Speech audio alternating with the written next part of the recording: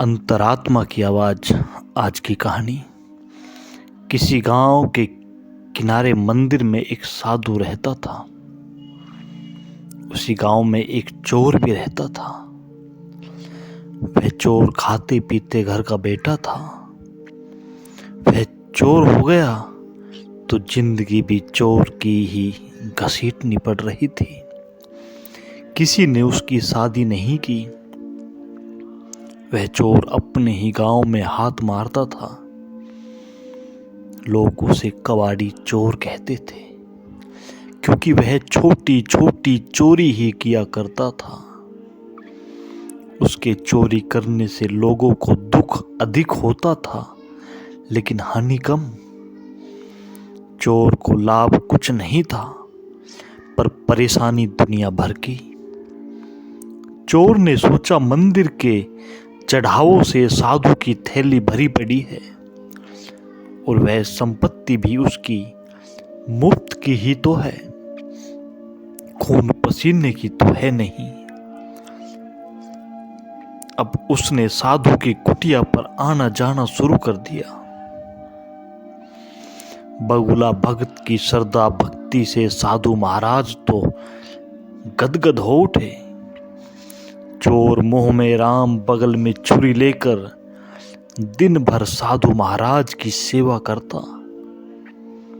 वैसे साधु भी जानता था कि यह चोर खड़ग सिंह तो है नहीं, कबाड़ी चोर है।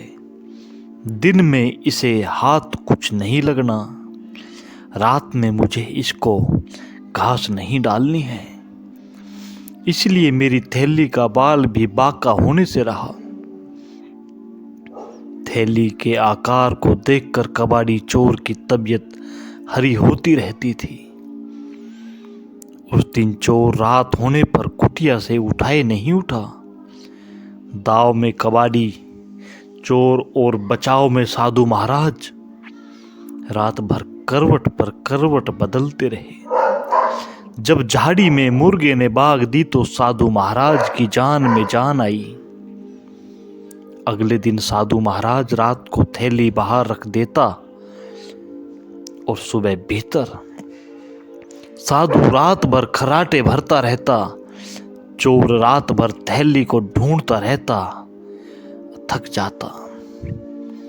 एक दिन घनघोर अंधेरी रात में साधु की आत्मा ने कहा, तू पापी महाराज है, उस थैली से तेरा क्या लगाव, बेचारे चोर का भला कर।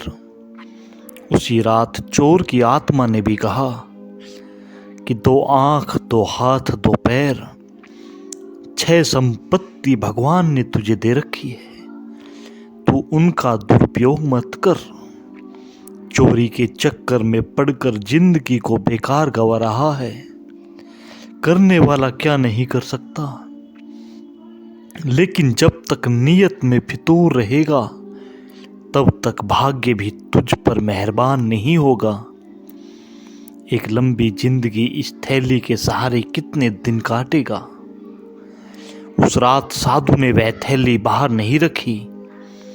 सुबह साधु महाराज ने देखा थैली तो वहीं पर है, पर आज कबाड़ी चोर वहां नहीं था।